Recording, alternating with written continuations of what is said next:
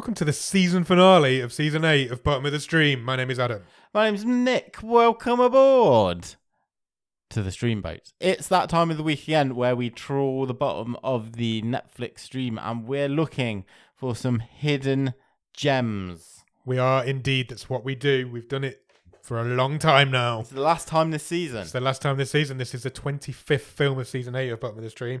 So it will round out our stream table and we'll see how that ends up when we've finished talking about this week's movie. And this week's movie is a movie called Hangman. I know. Hangman was so excited to talk about this. Hangman was released in 2017. It is a 15. It runs for 1 hour and 38 minutes and is currently rated at 5.2 out of 10 on IMDb.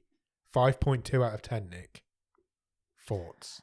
I mean, wasn't Blasted last week's movie about a 4.7? I mean, the IMDb ratings are an absolute sham. They really are. This one is going off its star power. Because this should never be a 5.2. This isn't a 5.2 movie. This is a 3.8 at best. I'm thinking of reversing the figures. 2.5. Okay, interesting. You could probably tell we've not. This isn't a groundbreaking movie, but we're gonna have a lot of fun telling you why that is. I think so.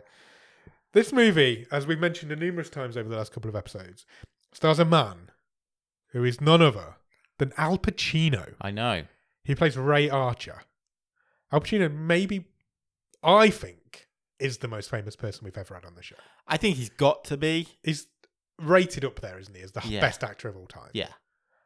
He is. He's got to be the biggest star we've ever had on the show. Do you want to know some facts about Al Pacino? I'd love some. I've not written some films down that he's in because everybody knows who Al Pacino is. So I thought I'll find some facts out about the guy. You do that. I'm just going to put my sock back on. Why is your sock off?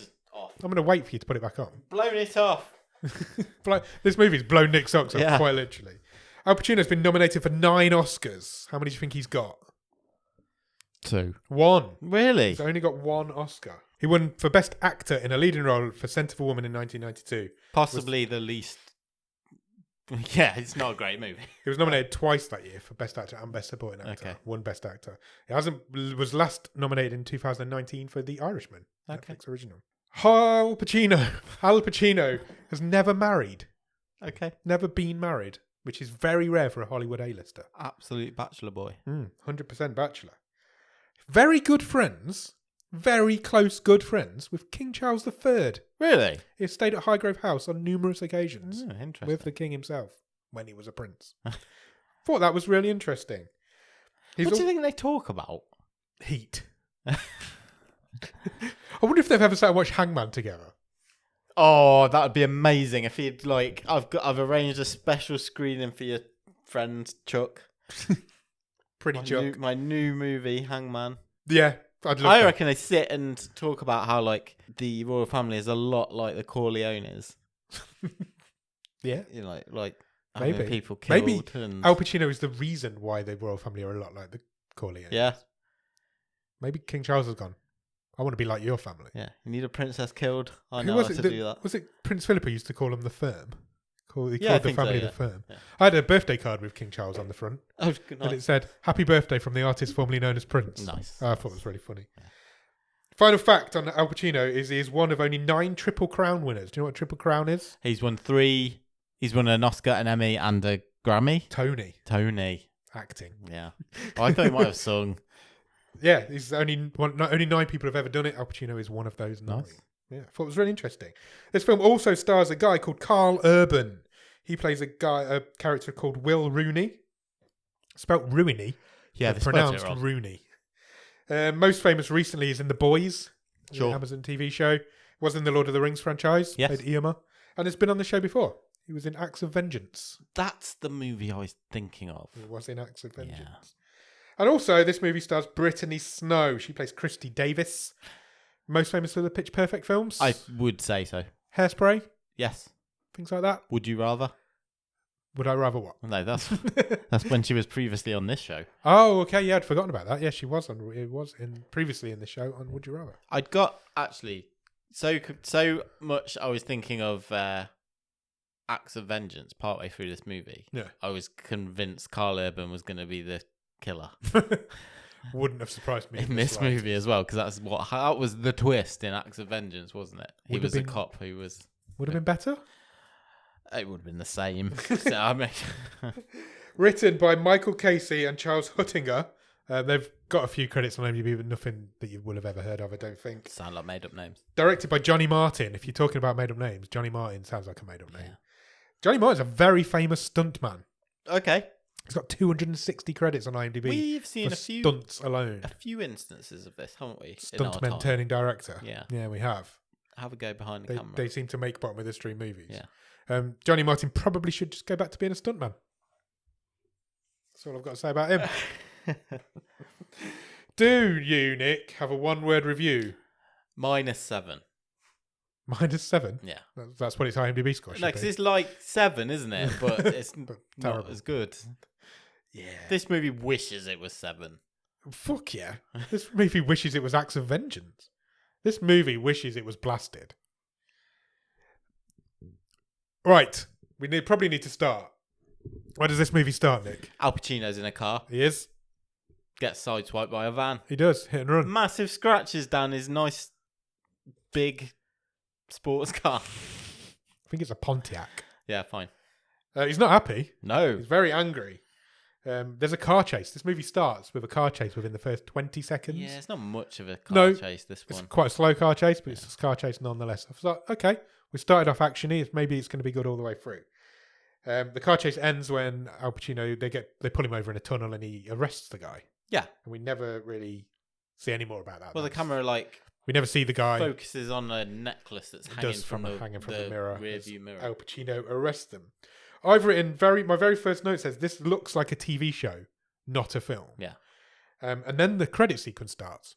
Yeah, and which is a TV show's credit sequence. But my notes say actual credits WTF. Yeah, like a TV show. Yeah. It's filmed like a TV show, and its credits are a TV show's credits. Even into the title card at the end of the credits. It's really strange. Straight out of that, we get the words on the screen 1 year later. A year has now passed since Al Pacino arrested a man for sideswiping his car. Yeah. I mean, why is that event significant? We'll find out. We're at the police station. We are. And we meet Detective Rooney, played by Karl Urban. And he meets Christy Davis. investigative journalist from the New York Times, Christy Davis. Proper journo's name. Yeah. Yeah. Played by Brittney Snow. Yeah, so she's playing a reporter that is going to shadow Karl Urban's character, Detective Rooney, for the next few weeks. She's doing a story. Yeah, she's doing a story on detectives in the NYPD. He doesn't like it. He's like, Chief, why am I stuck with this? Yeah. And investigative reporter Christy Davis says, I've got my reasons for writing this story. She's going to keep them to herself. Yeah. But she's got her reasons. Then they decide they're going to go for a drive. On patrol, because detectives do that. Yeah. And they eventually pull up at a crime scene. And it's not just a crime scene, it's a murder scene. Sure is. And there is a lady hanging from a tree outside a school. Yeah. With a letter O engraved in her chest. Yeah. That's straight in. We're not hanging around. Straight in. She's hanging around. Lots of people in this movie are hanging around, but we're not. So he's like, okay, I'm going to go into this school with my gun out and have a look around. Because the door's open, presumably the perp might still be there. Yeah. So he says to Davis, stay outside. Stay here with this beat officer that was on her own that's found the body. And don't come in. What does she do? Immediately follows him. She follows him in and he nearly shoots her. But he doesn't shoot her. Because he's found a classroom with 2 mannequins sitting at a table. Dummies, as he calls them.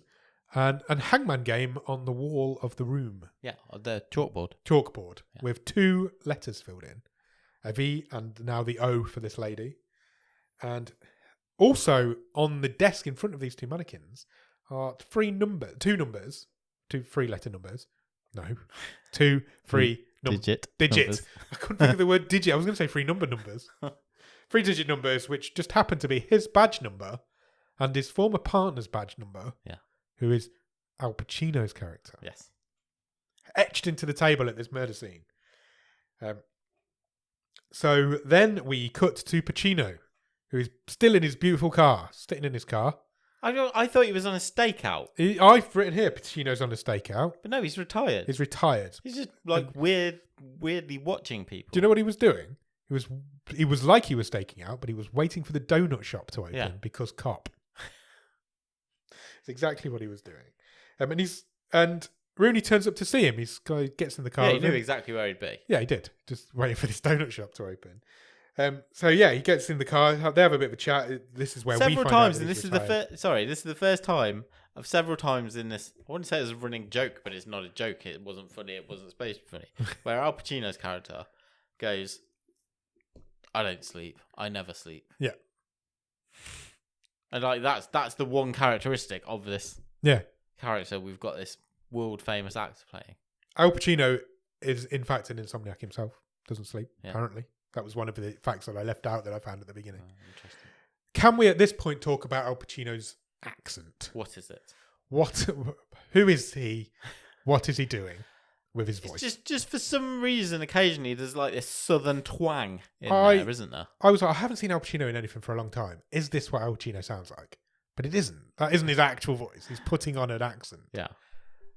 It was bad.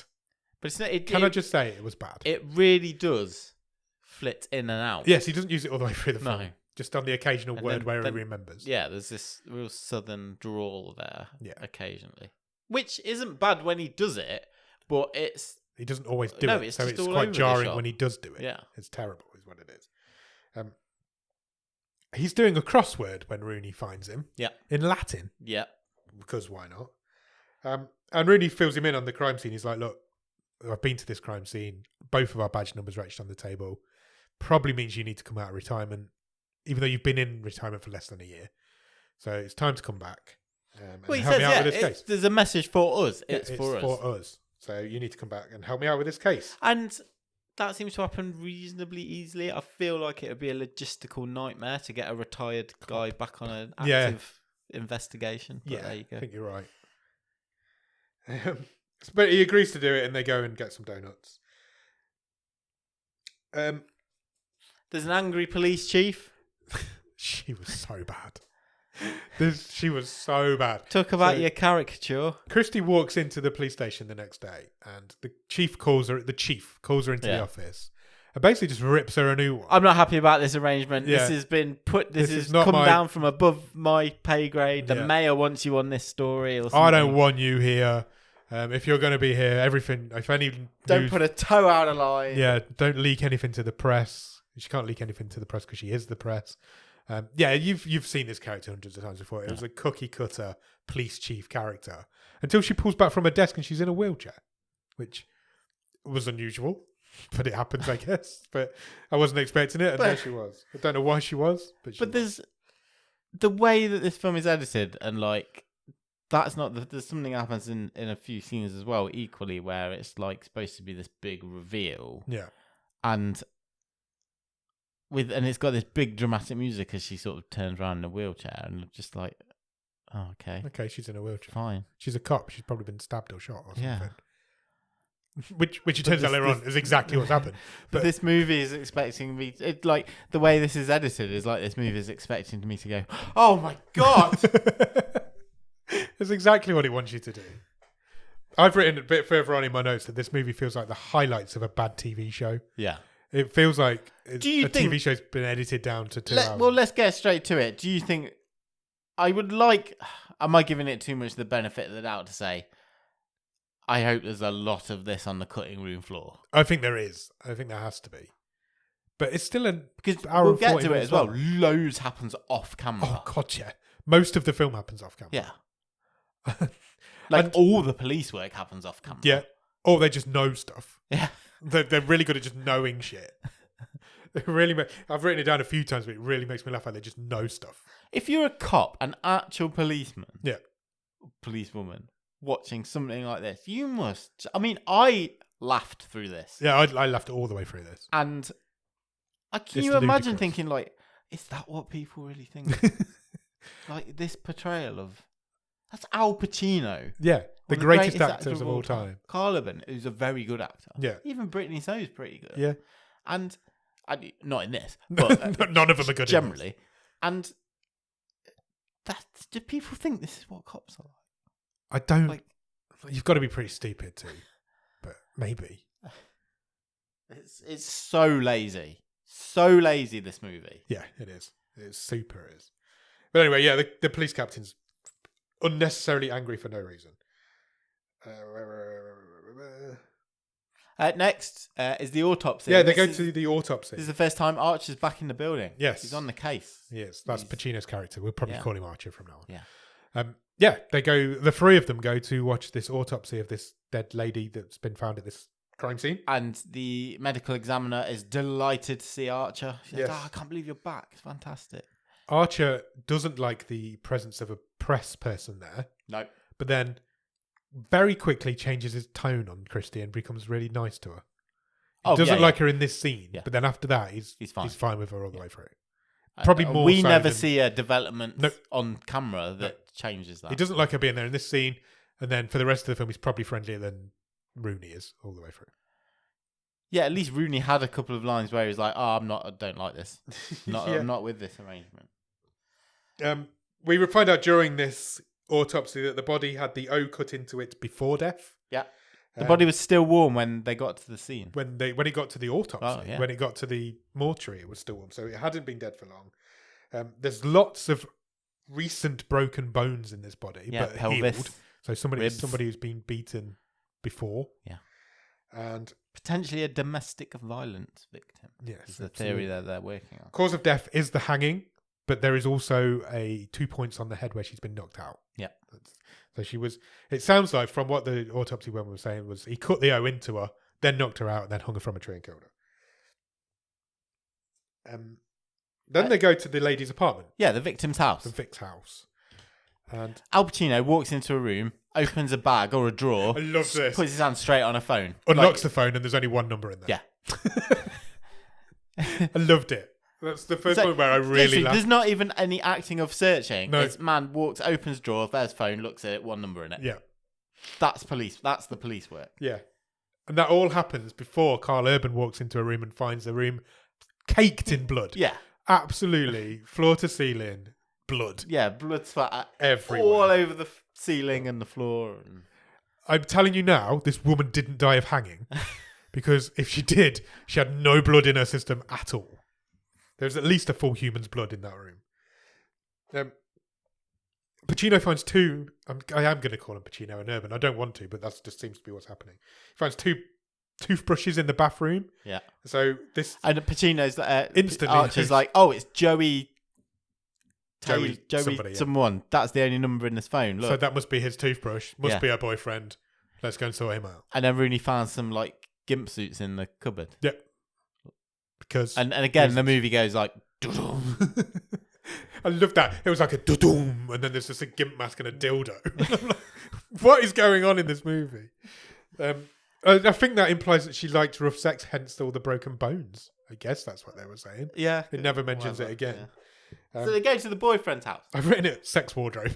But yeah, they go to see Joey. But Archer knows loads of stuff about the victim now. Yeah. Because in the car journey, it transpires that off camera, he's already interviewed her parents. Yes, he has. And he's like, oh, I know, she's been seeing this. Joey. Yeah, Joey for months and blah, blah, blah. The parents haven't met him and I spoke to them for hours this morning. I was like, did you?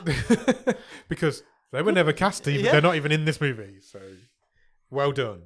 I was really confused by this scene then because they turn up at this house and there's a girl sitting outside. Yeah. And they're like, we've come to speak to Joey.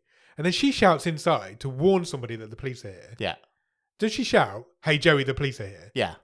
And then a man runs away. Tries to run away. Doesn't even get to the back door. Doesn't get to the back door. Pacino and Urban are in there arresting this man. Correct.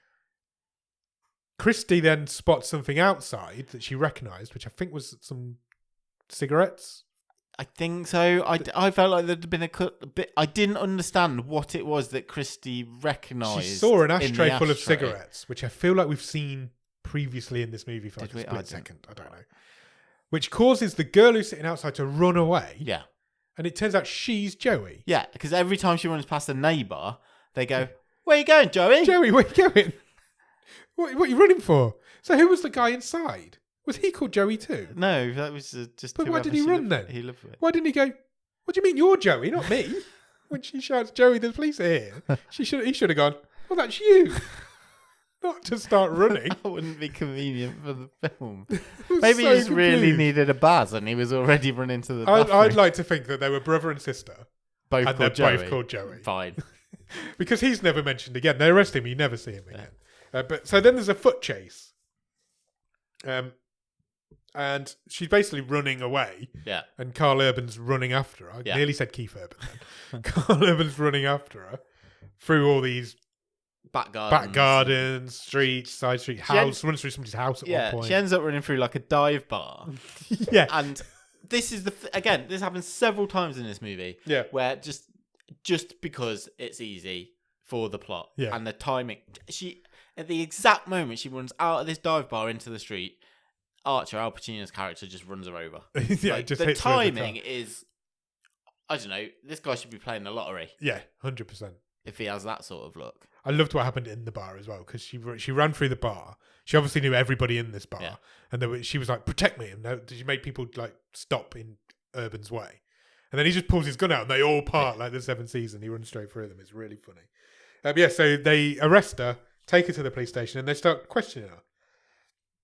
Yeah, but they're all sitting at just before they start interrogating her. So Davis and Archer and Rooney are all sitting around, like, getting ready to talk to her, and they're all like, fucking hell, who could have predicted it was Joey's a woman? Like, they're all absolutely gobsmacked. They're absolutely flabbergasted. This is really not Not a big surprise. twist that you think it is. So. Oh, it was funny though. It was funny. So they go in and question her, and it becomes quite quickly. Pacino even like winks at the camera, like, "Oh yeah, lesbians, eh?" Basically, He actually does. It's so shit. During this interrogation, it becomes quite quickly clear that Joey is not aware of the death of her friend. No, Carrie. I think the girl was Carrie. Carrie. Yeah. Yes, they liked a bit of rough sex. Yes, but she did not know and was not aware that this girl was dead. Yeah. Pacino tells her in the most brutal way possible. Yeah, he just slaps the crime scene. Here's all the photos down of in your front dead mate, your dead girlfriend, and I was like, that is brutal. And then he just talks to her as if like she's murdered this girl, Yeah. when it's quite clear that she didn't know that she was dead. They cannot read a human. Yeah. So they then don't tell her anything, No. and then just leave the room. They both just back No, away. she from asks the... for a soda. She does. No, Rooney goes, look, you seem a bit upset. I'm not really sure why. But let's both go, and here's a drink. I'll get you a drink. Here's a soda. And I'm like, she must be so confused about why her friend's dead and why she's been arrested for it. Rooney then they go outside the room, and Rooney goes, I don't think she did it, you know.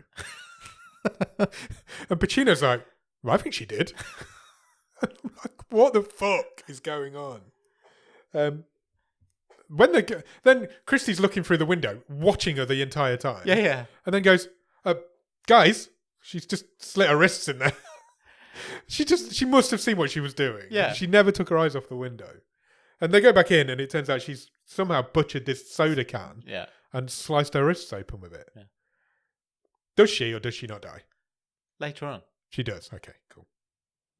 I mean, it specifically said she dies later on. Does she? Yeah, we'll pick that up. Okay. I might have it's it. a little I've bit just forgot it important. at this moment in time.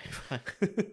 No, she is taken to the ICU. Yes. She's not in a good way. Yes. Okay, I'm with you. She's not dead, and she does have an alibi. Yes. She was not in town when Carrie was murdered.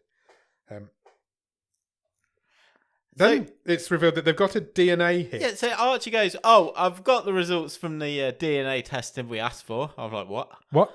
On the bedroom blood? Yeah. Which I figured we knew whose that was. But apparently, it was an animal blood. He said it was part human, part animal blood. Yeah. And also not the blood of our victim. No. Because that leads them to a church. He goes, it's the blood of this con. And this is his address. So again, this has all happened off camera. We're just in the car on the way to the next. What animal? He He's killed an At animal. this point, he doesn't say. Okay. But Pacino's like, yeah, I've been talking to someone else. It's human blood and animal blood. We're on the way to this address. Yeah. of this. Ex-con. The match came to this human blood. Convict, yeah.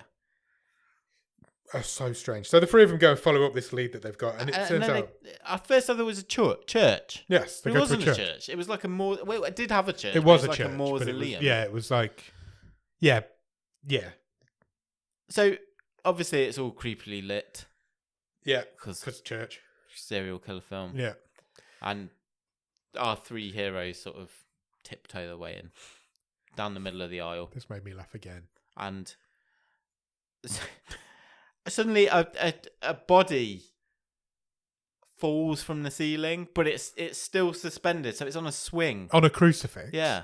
It's attached to a crucifix, and it swings down and nearly takes out Rooney, and Pacino saves him, pushes him out of the way. Yeah, but his back goes. His back goes, and he takes the full hit himself with this swinging crucifix body, and just goes down like a little old man. Yeah. It really made me laugh. And they both were like, "Oh, are you okay, little old man? You've just fallen over." And they just ignore the fact that there's this body hanging from the Considering ceiling. this movie is directed by a stuntman, there are two, in inverted commas, stunts that Al Pacino does in this movie. Yes. That are among the worst stunts I've ever seen. Pretty sure he does them himself, and he is nearly 80. So, regardless if he does them or a stunt double does them, they're terrible. They're awful. Yes, and this is the first one. This is the first one, and he basically just tumbles to the floor like a little old man. No, not like the fact that you've just been hit by a flying crucifix, like you've just been pushed over by a little child. Is this the body that's also got a pig's head on? This is the body that's also got a pig's head on. Indeed, because reasons. I've written it, knocks Archer flying. And in the background, behind all of this commotion, a man runs away. Yeah, like a hoodie. And they see him, but they don't chase him. No. They just see him go. Rooney's going to chase him, and then... He's more concerned about why his friend's on the floor. Davis is like, oh, no, he needs help. He's not well. And he decides to help Archer instead. Who's fine. He's just been pushed to the ground. And I think this is the first point where I'm thinking, well... If this movie is expecting me to be surprised at the fact that lesbians exist and people can be in wheelchairs, then I'm pretty sure it's going to try and pull the twist that like the journalists behind all this. And I was like, spoiler, not. But I was ready for. I wouldn't have been surprised. I'm with you. This film then makes me laugh again because a reverend turns up who just happens to be the man that they're looking for. Yeah. David Green. Yeah, and it was his blood that was in the bedroom. It was indeed. Reverend Green. Yeah. Like off of Cluedo. Okay. I just couldn't. I was like, oh my God, this is ridiculous. They question him. Turns out he's a convicted felon that's done good, turned his life around. Yeah. And is now running this... church. It's halfway house group type thing, isn't it? Yeah. For he's not allowed to be a full-on priest, but he's allowed to be a priest to ex-cons. The dead body that swipes them Yeah. from the ceiling was the janitor. He's the janitor, the church's janitor. But the priest, Reverend Green, turns out that he's been out of town. That's his deal. He's got an alibi. Yeah, well, no. Cause, he says he's got an alibi. Yeah, because Archer and Rooney say, well, why is your blood at this Kerry's house? And then we get the reason. Yeah. Somebody's stolen his blood. Yeah. So a few months ago, he woke up in the middle of the night to a man standing over him, stealing his blood. Yeah. With a syringe. And they obviously don't believe him because that's ludicrous. At least Reverend Green says, you're not going to believe this. He does say that. Yeah, he does actually say the line, "You're never going to believe this," and they don't. And then, is this supposed to be comedy? Because like Archie goes, no, I don't think so. Archie says, "Oh yeah, I remember the time when I woke up and a man stood over me having taken my blood." No, I don't fucking believe you. Oh my God, it is so stupid. I mean, it's really badly delivered by Pacino as well. It was really bad in this scene. I think we say in this movie, Al Pacino is fucking terrible. They're all terrible. They're all terrible. Al Pacino is on a different level of actor. But there's a couple of scenes where the terribleness of the performances stood out, and this was one of them. I would go as far as to say that the acting in this film is some of the worst we've ever seen. And yet, all of these people are highly regarded actors. And I've seen them be good. Especially Al Pacino. I've seen them all good in stuff. It's Al Pacino. It's.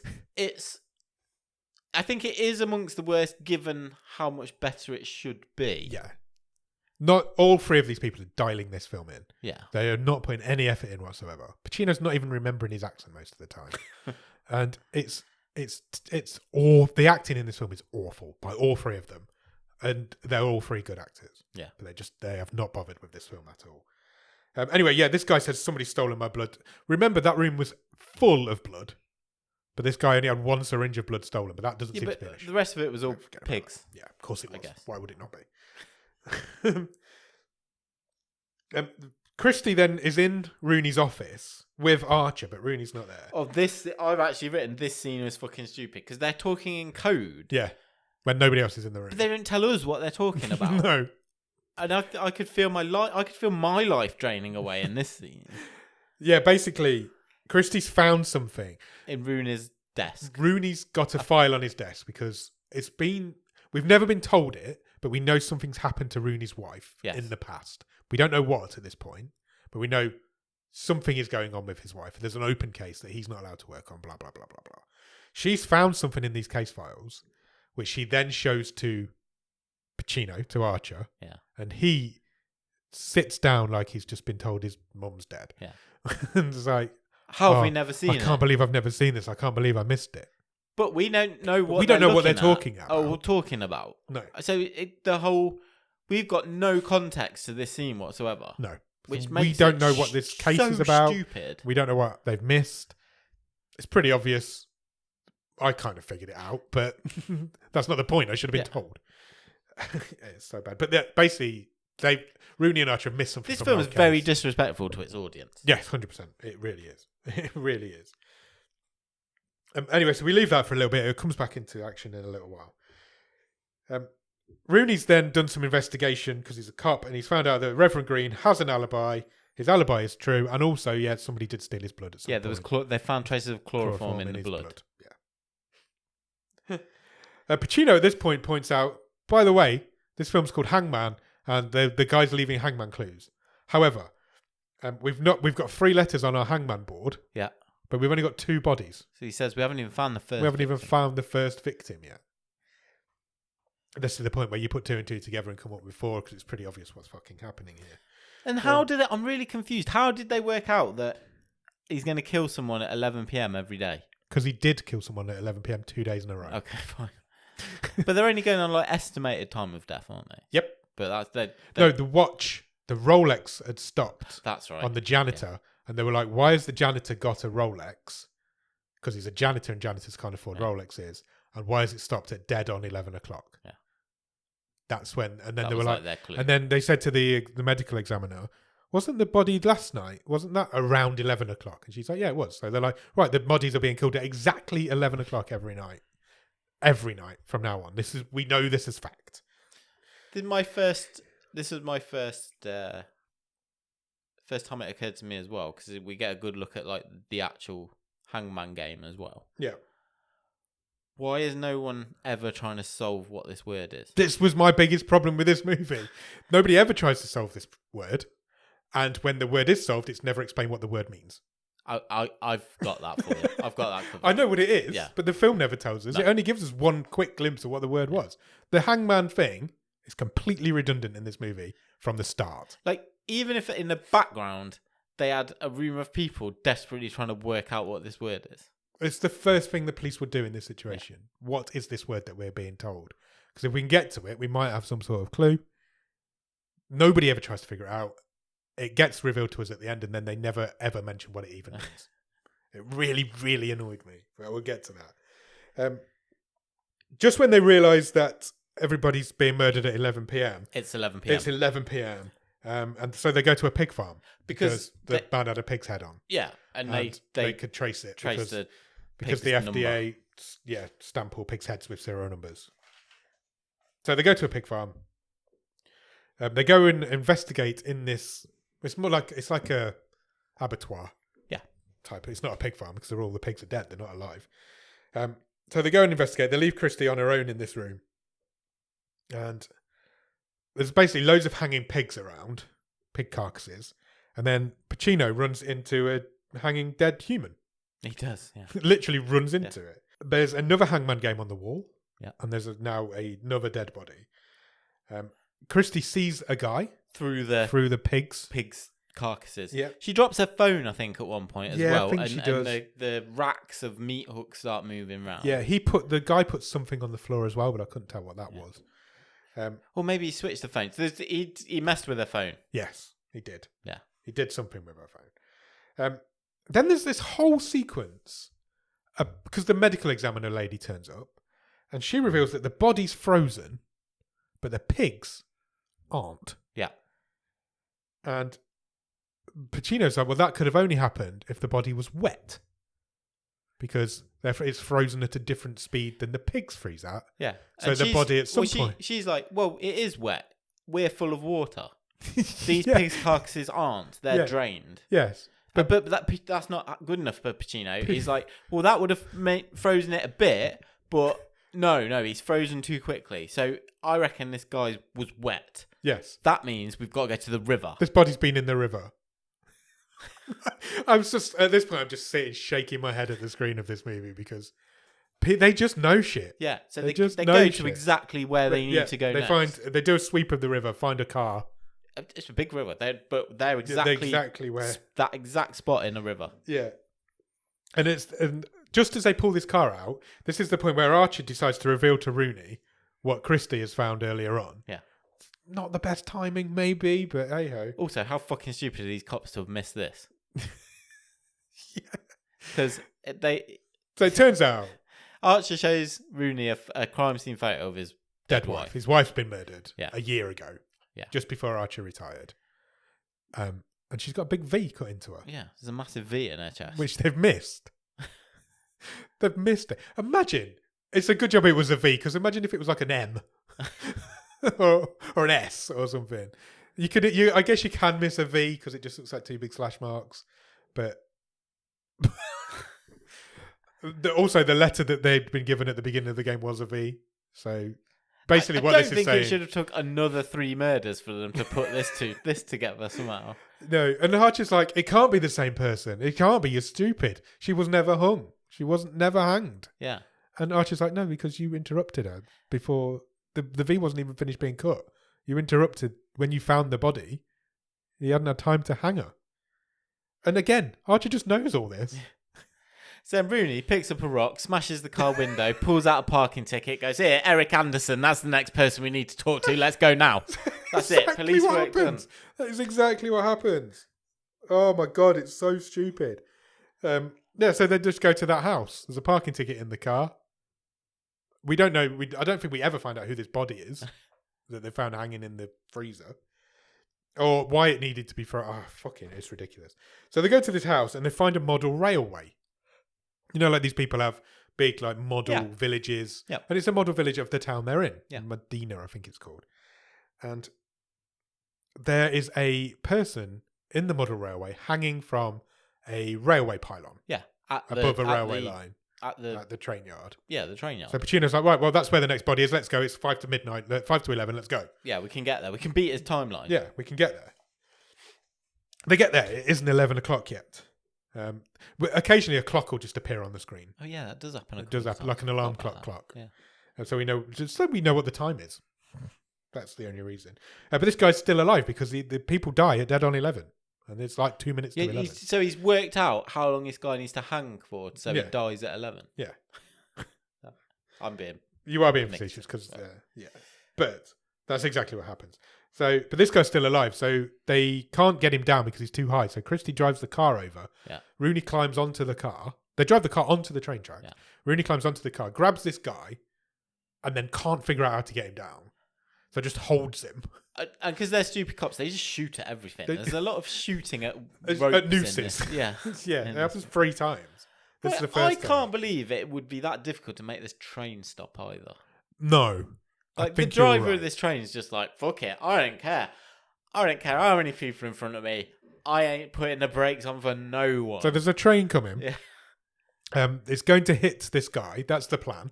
Dead on 11, it's going to hit this guy and kill him. Now it's going to hit a car. Now it's going to hit a car, two cops. policemen, a journalist, and a hanging man. So Rooney's desperately trying to get this man down. Well, he's not. He wants to be desperately trying to get this man down. He isn't doing anything. He's just holding him. Archer's like, Rooney, get off the fucking tracks as the train come in. Christie's shouting gone. as well. She's cleared off. Yeah. But she's shouting as well. And eventually Archer pulls Rooney off this guy. The train hits the guy and the car. The car explodes into a million pieces. Presumably, lots of people die on the train. Yeah. Who knows? Yeah, the train gets It derailed just and goes takes through. out the rest of the town. No, it doesn't. Just But goes that's straight what would through. happen. It just goes straight through. Was that Al Pacino's car that he was in at the beginning of the film?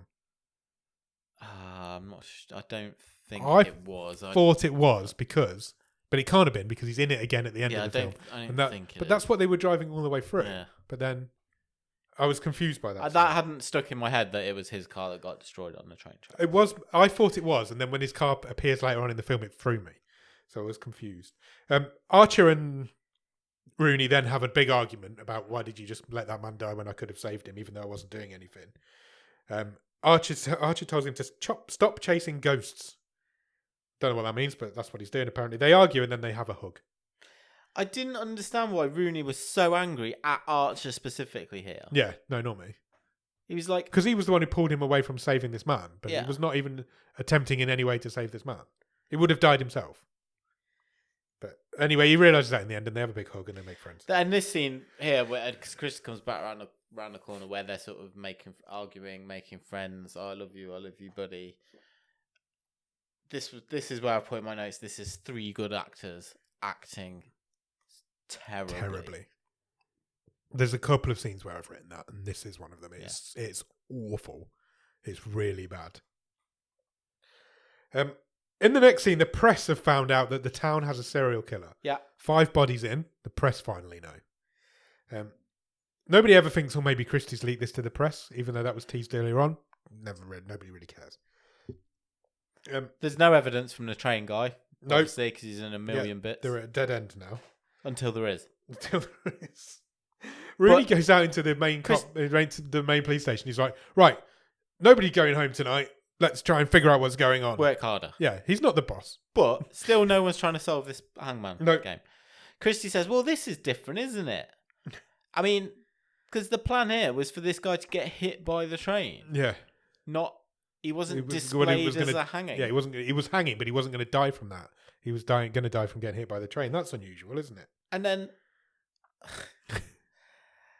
if this is all as this movie would like us to believe, a Seven-esque planned out trail for the cops to follow. Super intelligent serial killer. How in the hell can this serial killer know that this guy's going to get mashed by this train, yet the cops get just lucky enough to find a finger. Yeah, they find a finger and fingerprint it. Yeah, to work out the identity of this guy. Now, if someone had said, now that just makes it ridiculous because they're like, oh, luckily we found a finger. Yeah. Why isn't there just a line of dialogue saying, oh shit, he's not got a finger. Yeah. It's been cut off. Yeah. And it had been put somewhere for them to find. Yeah. I know that's only a little detail, but that's the real difference between a good film and this film. Yeah. Because it literally goes, oh, someone found a thing. They found a bit of this piece of finger. What they could have also done is let Rooney get this man from in front of the train. But the hanging had killed him. Yeah. Then you've just got a body, which you can then fingerprint and identify. Yeah. He doesn't need to be hit by the train. So it's so stupid. It's so stupid. But anyway, this generic policeman comes in. He's like, we found a finger. We fingerprinted it. It's revealed a name. The name is Nathan Stone. Shine. And again, this movie's going like, oh, fuck, Nathan Shine. But Pacino literally does that. And I'm going, who's Nathan Shine? Don't know. Do you know who Nathan Shine is? He's the guy who crippled the captain back in the day. And the only person that knows that out of this entire police station is retired policeman Raymond Archer. Yeah. So he's like, where's the captain? Where's the fucking captain? The Has captain's anyone not seen here. her today? Yeah. And some extra goes, oh, actually, she's not been here. She's not been in today.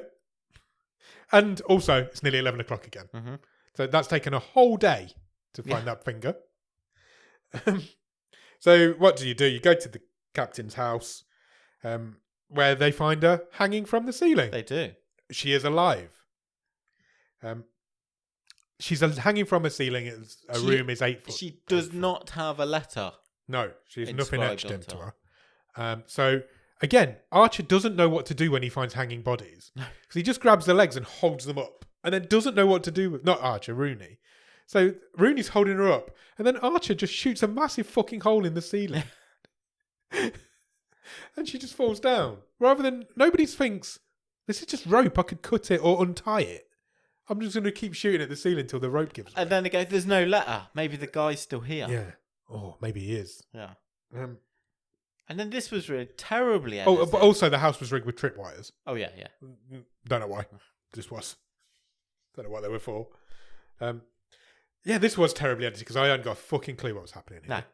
No. So Archer goes... I had to rewind it 3 times when Al Pacino lets the man out. Yeah. Yeah. Because Rooney goes upstairs because they're sweeping the house. Yeah. Opens the bathroom door, can see there's a body in the bath, Yeah. but the shower curtain's drawn. Pulls the shower curtain back. Sure enough, there's a body in the bath. And then a man dressed as a cop walks out, walks past both of them. Pacino just lets him out. Yeah, Pacino's like, "Oh, sorry, mate, you're a cop. Off you pop."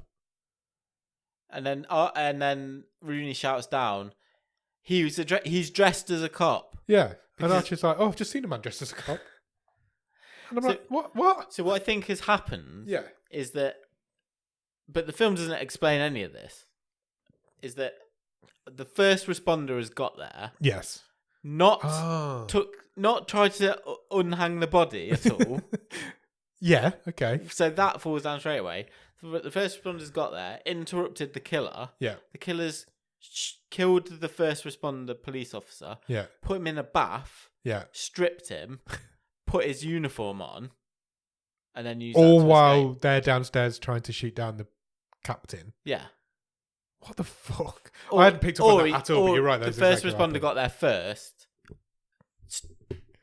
The serial killer overpowered him. Yeah. And then, has walked out. But at no point does Pacino go, oh, hang on, there wasn't a cop in here before. happened. Where did this cop come Yeah, from? exactly. They didn't know there was anyone There was else no in other the cops house. there. It's not like there was loads of cops outside There or was a anything. few. There was a few, but Yeah. not like. But they were waiting for But they SWAT, weren't. They were. apparently. They were there first. I'm glad you've explained that because my question was going to be who's the body in the bath. So that makes more sense now of who that was. Okay. I literally 3 times I went back to watch the. I watched the it cop twice and I still didn't get it. walk out past Pacino. It just walked straight past him as if they were like best mates. Then we get another car. Well, it's not a car chase. It's a car chasing a motorbike chase. It's quite good. It's a weaving motorbike and a car going through traffic, trying to get away from each other. And then the motorbike kind of. I don't really know how to explain this. They go under a bridge and he crashes into a car, doesn't he? This guy on the motorbike. Yeah. So he gets up and starts walking. Yeah. Walking. Yeah. Like being a stone cold badass yeah. type thing. In the middle of the road. And Rooney's like, right, I'm going to run him over. Yeah, Rooney's got, right, I can see this I can guy. see him. I've got a clear shot at him. Yeah. We're just going to run him down. Let's just run him down. And Archer's like, what are you doing? What are you doing? Stop, Don't stop, run him down. stop. Don't run him down. And then they get sideswiped by a truck. Yeah, because presumably, again, we're supposed to believe the perp has seen it as this crossroads. Yeah. And can see this truck coming. Yeah, and he just watches them get sideswiped. Oh, it was so stupid. And then nothing else. The guy gets away, and then it's the next morning. Yeah, cut to the morning, and Chris is coming out of the hospital. It's Yeah, like they're all coming out of It's hospital, like in I GTA. It Where is, you yeah. get busted. Yeah, and the it's next exactly morning you that. come out the- It's exactly. They're all coming out of hospital. So Well, no, they're not, because this also made me laugh because Rooney picks her up and says, "Are you okay?" yeah, And Christy says, "Yeah, I'm fine. I've just got a slight concussion." I think you either are. yeah, or you haven't. you have one or not.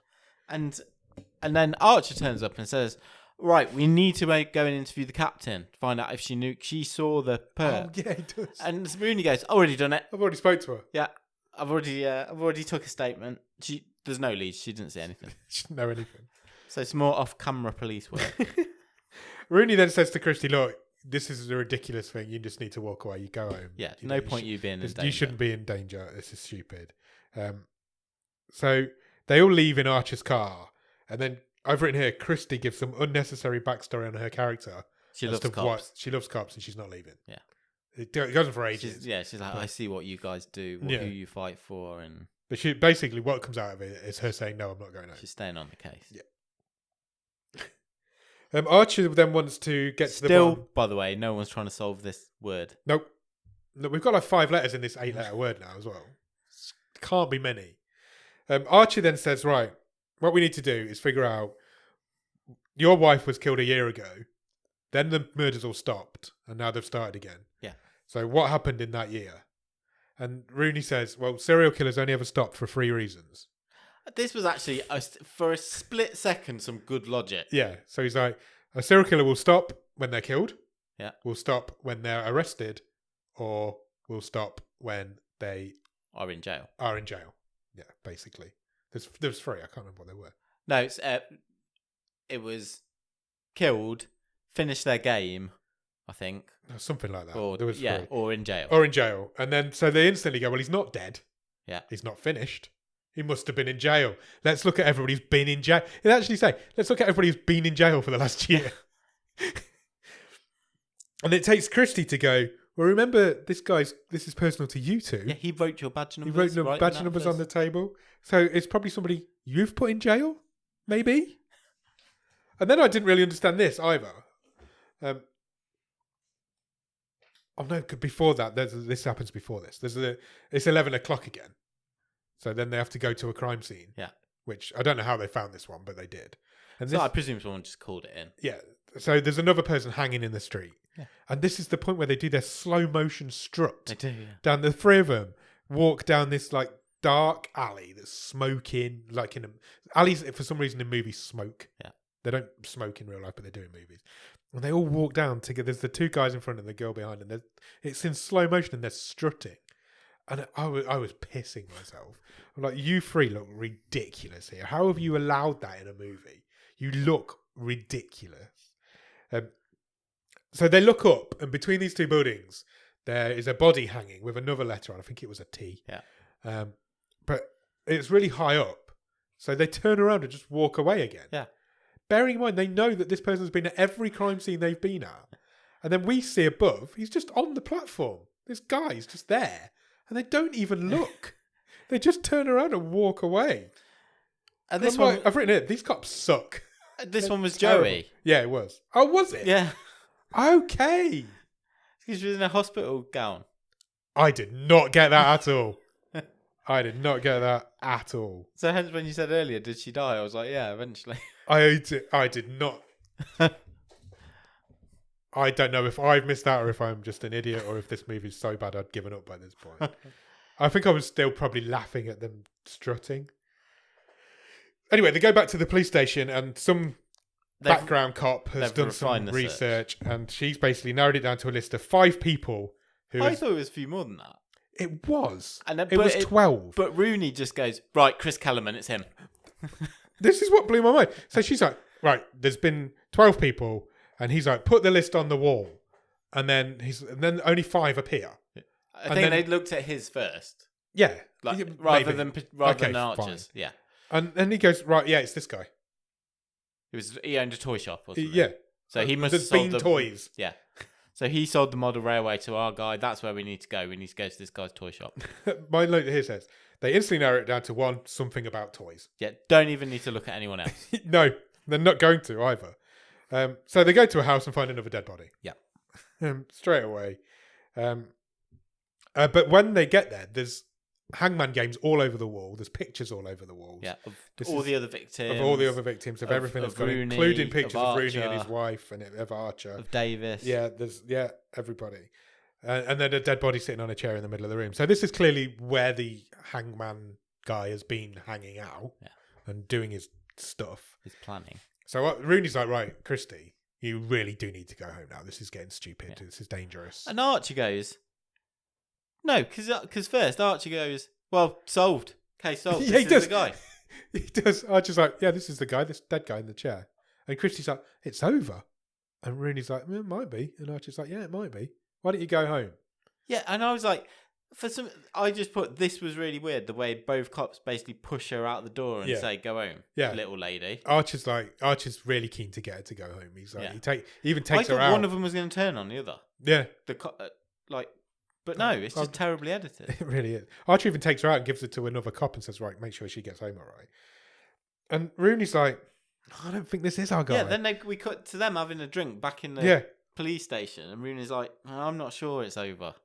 Yeah. Why would he just stop? Why would he just stop? We've not got all the letters. Why would he just kill himself now? It doesn't make any sense. And Archer just goes, well, life doesn't always make sense. I think this is Pacino just being bored of being in this film. He wants to go home himself. I just put, Archer says things don't always make sense, a lot like this movie. So Rooney then says, you know what we need to do? Christie's been recording all of this. We need to go to Christie's apartment, who we've just sent home, and listen to some of her recordings. Why have you not had some schlub doing this already? They're like, right, we need to go and listen to these right now. Right now, this very instant, we need to go and listen at Christie's apartment. What's Christie doing at home? Listening to the recordings. Yeah. But not for very long, because somebody attacks her. She's listening to the specific recording from the night of the murder at the abattoir. Yes. And just as they're on the way to her, she's listening to the exact recording where the killer, who somehow, remember, she dropped her phone and he picked her up, had recorded a voice note to her saying, one scar's not enough for you. Yeah. And then he bursts out the wardrobe. She's got a scar on her head. Yeah. Which Brittney Stoner's got this scar on her head. So they've just written it into the story. And then he's burst out the wardrobe. They have a bit of a fight. He eventually knocks her out. Then our guys turn up. Archer and Rooney turn up. They're too late though. They knew even before they got there that something was happening because they both turned up with their guns out. Yeah. Only because Christie didn't answer the phone. That's the only evidence they've got. And then Archer, whilst he's in Christie's apartment, finds a skull pendant on the floor. Exactly. Again, first thing he puts his hands on. Yeah, literally walks straight up to it, picks it up, knows exactly what it is because he recognises it from the car that sideswiped him at the beginning of the film a year or so ago. Oh, fucking hell. And it's the pendant from that. It looked like a scream mask. I don't know what was going on there. And then we meet the Hangman for the first time. We meet our killer. Christie wakes up. She's in a noose. This isn't like a whodunit type of movie. We've never seen this guy before. We have no idea who he is. Yeah, she's in a hoose. She's a hoose. Who let this moose loose about this hoose? She's in a house. Fuck's sake. She's got a noose around her neck and it's been strung up. And he's kind of tied it around a ceiling fan. So if he presses this button, the fan will start and she'll get lifted up. And he's also recording her and broadcasting her live from somewhere. But to do this, he's using a camcorder, which is the ability to broadcast live. I don't know what he's doing or how he's doing it, but he's doing it. Then Archer, we go back to Archer and Rooney. I love this. This was brilliant. And Archer instantly knows who this guy is, who this guy's dad was, and how this guy's dad died. Yeah. He says, I know who our killer is. Yeah. Because of this pendant. Yeah. It's Jimmy somebody. Yeah, and I knew his dad. Or I knew of his dad. I met him as a kid. Yeah. His dad hung himself in front of him. Then he looks at his watch and he went, it was 20 years ago to this very day. And I'm like, how does he know all of this? And it is explained how he knows it, but there's no way. There's no way he knows it. I've written in big capital letters, ridiculous. Anyway, the police are all watching Christie being broadcast live.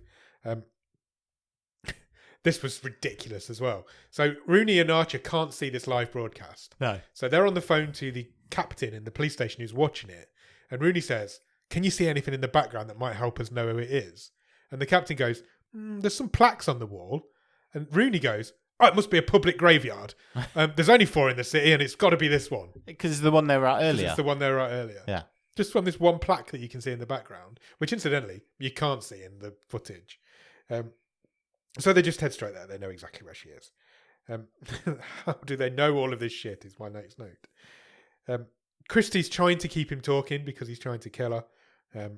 And he wants to talk. So he's answering her questions. He's telling her what's going on. And then Archer shows up. And it turns out this is where it's revealed that it's one of Archer's old cases. He knew Jimmy as a kid. And he starts taking the blame. He's like, it's all my fault. I abandoned you when I was a kid. Yeah, I just went home from work and you went into care and got fucked up. I never thought about you again. I should have thought about you more. But he's really patronising.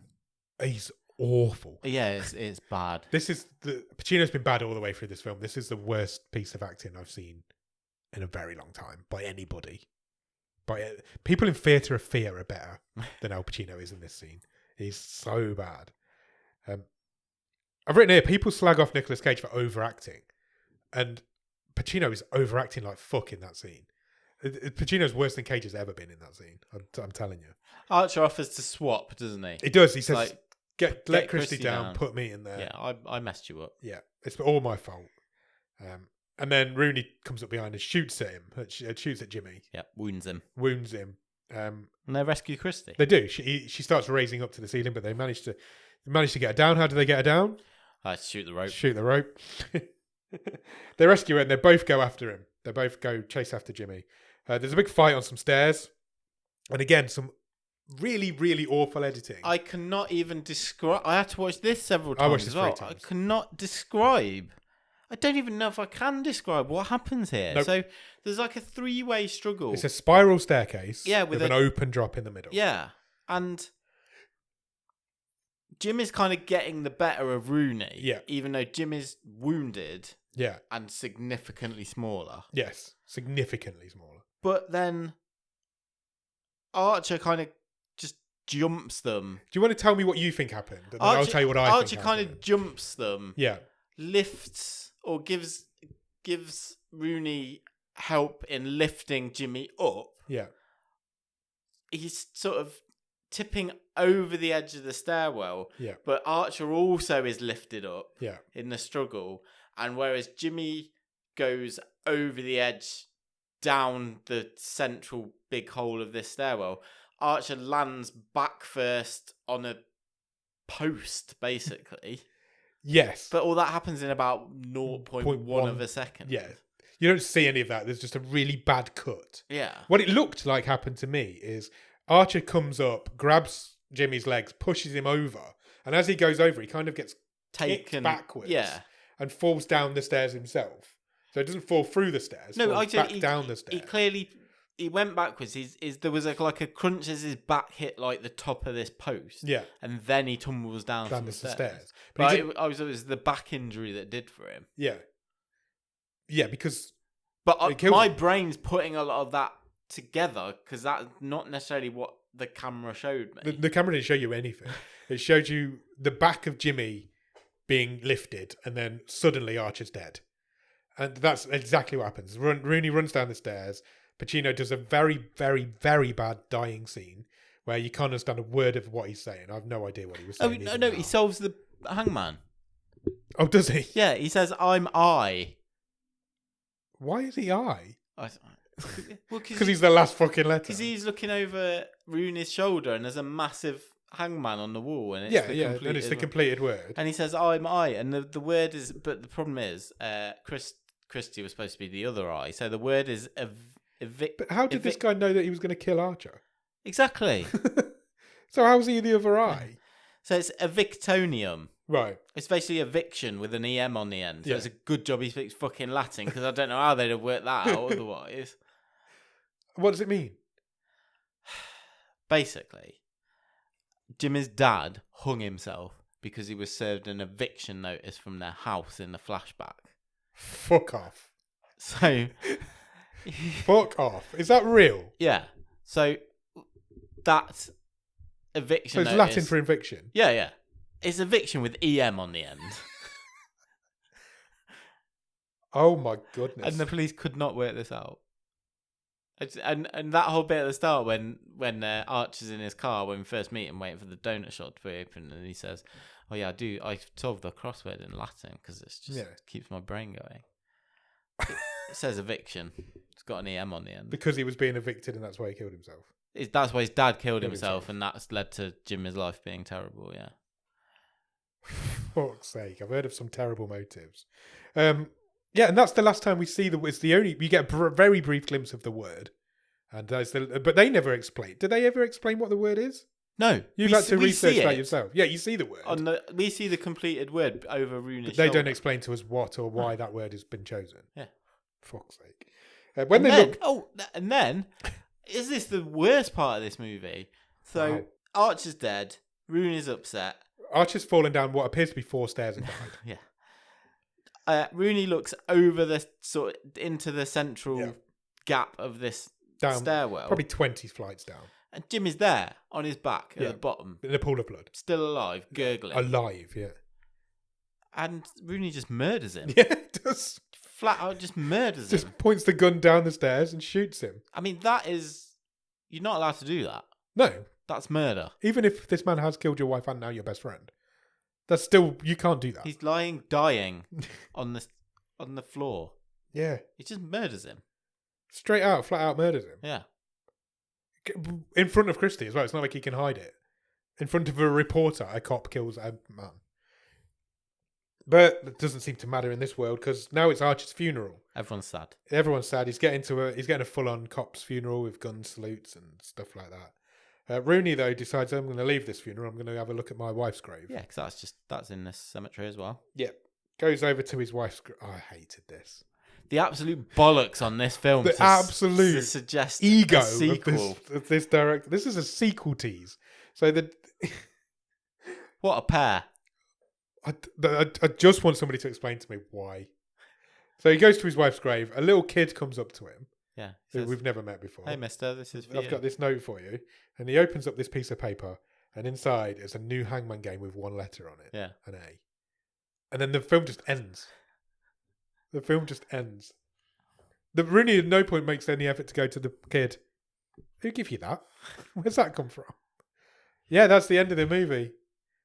With a big sequel tease because they thought this movie was going to do well. 140 grand at the box office this movie made.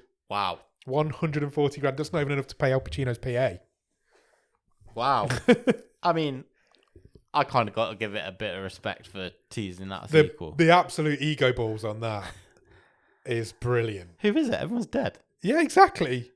It's Christie. It's got to be. She's the only one still alive. Or the captain. I mean, this is a terrible movie. I kind of want to see the sequel. I would be all that 100% up to watching the sequel. I did not have a bad time watching this movie. This is one of those movies that is so bad that you can laugh and enjoy. Yeah, because it's so bad it's funny. And properly, like, how have these 3 stars got involved in this? Full on Hollywood stars, the biggest Hollywood star, arguably. Yeah. Al Pacino has read this script and gone, "I'll make that." Yeah. How many scripts do you reckon Al Pacino gets sent every year? Well, exactly. And this is the one you chose to do. Yeah. It's absolutely bonkers. And how is this movie got Michael Corleone, Judge Dredd, and the woman from Pitch Perfect in it? I've no idea. This movie. I've no idea. All I can think is that the director's got something over all of them. And he's like, "Will you be in my movie, please? Or I'm going to reveal." I would, like I said earlier, I do really want to give this a bit of benefit of the doubt and hope that there's a better movie in script and somewhere on there's the a lot of stuff on the cutting room floor. I don't think there is. I genuinely don't think there is. It's an absolute mess. It's an abomination. A complete shit show. It is an abomination of a movie. It is dreadful. But I had a fun time. Oh, 100%. This might be one of the most plot hole filled movies we have ever seen on this show. Absolutely. It is at times just nonsensical.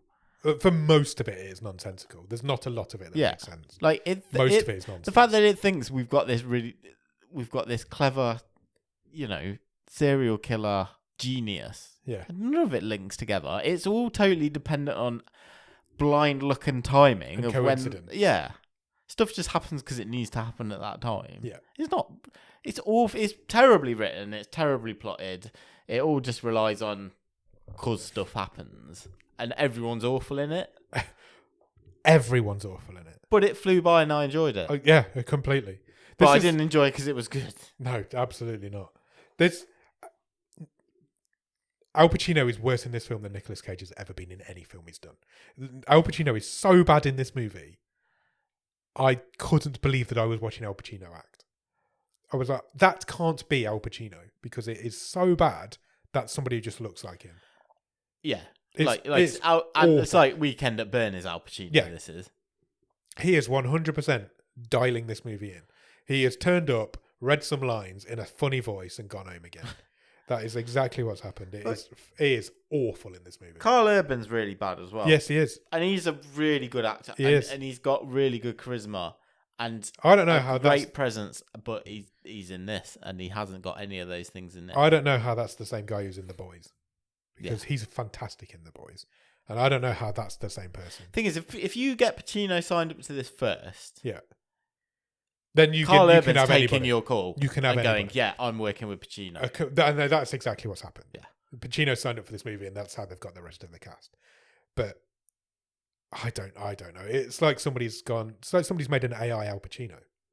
It's awful. His performance is one of the worst performances we've ever seen, and he's one of the best actors in the world.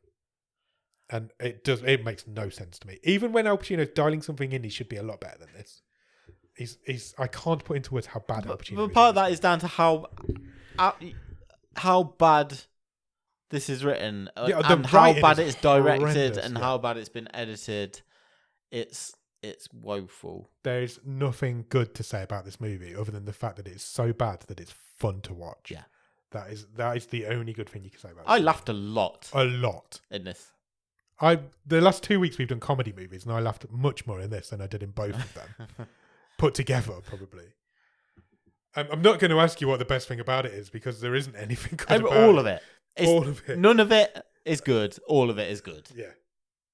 And I'm not going to ask you what you would change about it, because we haven't got time. I'll just go and watch 7 instead. Look how long we've been recording for. This is going to be the longest episode we've done in ages. Right. We need to close off the season 8 stream table by entering Hangman into it.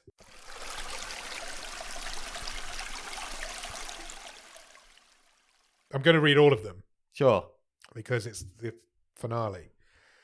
Currently, at the bottom of the stream is Smart Christmas at 24. 23 is Dangerous Lies. 22 is Theatre of Fear, aka The Midnight Horror Show. 21 is Needle in a Time Stack. 20 is Another Round. 19 is The Mansion. 18 is Trumps. 17 is The Ledge. 16 is Take the 10. 15, Rose Island. 14, The Bridge Curse. 13, Go-Karts. 12, The Cleanse. 11, You Are Not My Mother. The top 10 currently are The Giver. 9, Double World. 8, The Legacy of a White-tailed Deer Hunter. 7, Headshot. 6, Below Zero. 5, Blasted. 4, A Futile and Stupid Gesture.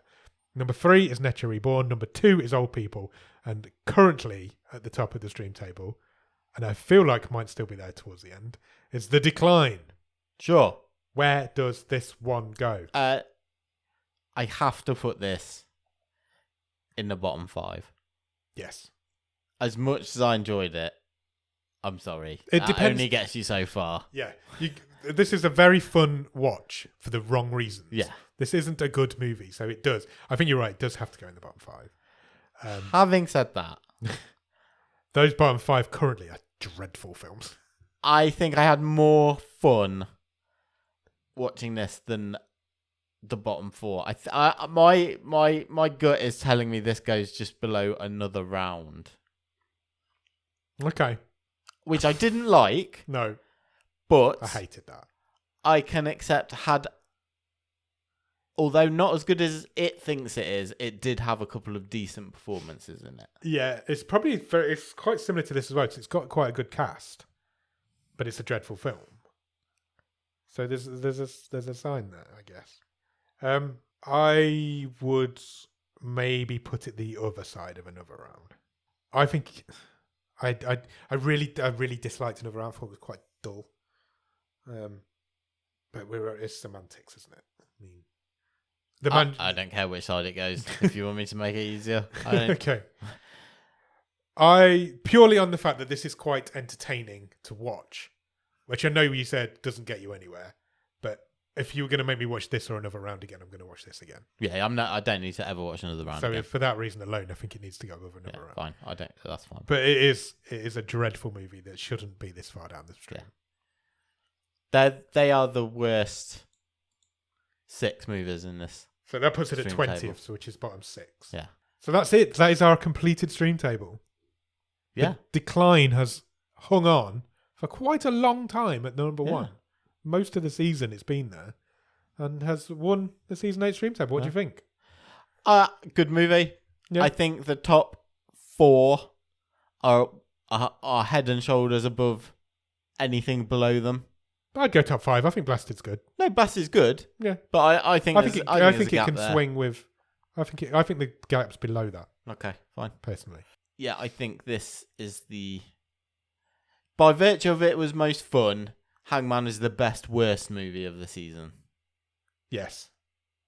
Yeah, there's a gap there as well, isn't there? Yeah. But my God, it's awful. It's dreadful. Cool. So, at some point over the next few weeks, we're going to do an episode of The Wave where we're going to break down the entire stream table. We'll talk about all the films again. We're doing a bit more detail. So, that is your completed stream table. Hangman goes in at number 20. So, The Decline has won season 8, and Smart Christmas is bottom of the stream. Yeah. The Christmas movie came bottom. Who'd have thunk it? Right, well, we should probably get out of it then. We don't need to pick a film because we're not doing a movie show next week. For the next couple of weeks, there's not going to be a movie show. Yeah, we ran through the details. We did run through the details on the wave, so get that there. I'll put them out on the socials as well. Yeah. There's going to be a few unusual weeks on bottom of the stream, but the Botskas are coming. Only a couple. Yeah, the Botskas are coming. The Botskas are going to be live on video in the Discord, so there's no better time to join the Discord. And then we'll release that as an audio episode as well. As normal. 100%. So yeah, I guess I'll just run through the socials and we'll go home, shall we? Yeah. So check us out on Instagram, Twitter and Letterboxd at BOTS_podcast. If you want to drop us an email, our email address is bottomofthestream@gmail.com and our website is bottomofthestream.com. On there you will find every episode we've ever recorded, loads of other cool stuff, and you can even buy some merch if you want to buy a Bottom of the Stream Child's rucksack. Child's rucksack? Yeah, I was going to say like board game. Like something to do with Hangman, then I was like, nah, you need something to carry it in. Child's rucksack. To be fair, you probably can get a Bottom of the Stream rucksack. That'd be cool. Yeah. Take my picnics in it and things. Get one. I'm pretty sure there is one. I think there's a tote bag on there as well and a man bag. Yeah. So yeah, do all of that. Head over to Patreon, patreon.com/bottom of the stream. On there, for a couple of quid every month, you will get early access to episodes. You get bonus episodes. You get a wild card. No, you get a newsletter that Nick writes every month. And if you come in at the top level, you'll get a wild card, which means that you can try and compete with us to pick the best film of the season, with us and the rest of our Patreons. And you might win a prize like Ross Cook has done. He won this season's wildcard race. Yeah. He has selected his prize. He has selected his prize. Stay tuned for that. We will reveal all soon. You're a mum mag. Okay. And then after you've done all that, head over to the Discord. The Discord is a group of fun-loving, movie-loving people. There is no better time to join the Discord because it is the only way you're going to be able to watch the Botskas live and on video in person. We're going to broadcast ourselves to you. With your moustache. With my moustache. Yeah. There's no better time to join the Discord. It's a great community of brilliant people. Please join it as soon as you can. The Discord link will be in the show notes. If you can spare a few minutes, please consider leaving us a rating and review anywhere you can rate and review podcasts, because it really helps us. It helps get our little show in front of the eyes and therefore in the ears of more people. You can do that on Spotify, Apple Podcasts, Podbean, Podchaser, iHeartRadio, Pandora. What's that new one? Listen Notes. Listen Notes. I need to get that in my head and I will add that on here. And many, many, many more. Come find us. You won't regret it. You will not regret it at all. So that is another season complete. Thank you for listening for another season. We'll be back whenever we're back. We're back.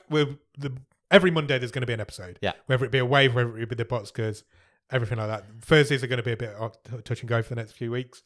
But every Monday at least there's going to be an episode. Yeah, so we'll be back on Monday for an episode. We'll be back as normal with the movie show in a couple of weeks. Couple of weeks' time. Which will be the start of season 9. But in the meantime, I'd just like to say thank you for everyone who has downloaded or listened to us this season, whether it's one episode or all 50. Yeah.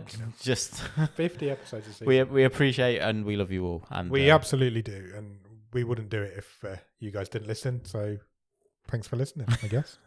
100%. Yeah. 100%. Very good. We love you. We'll be back next Monday for a wave. Cheers. Bye.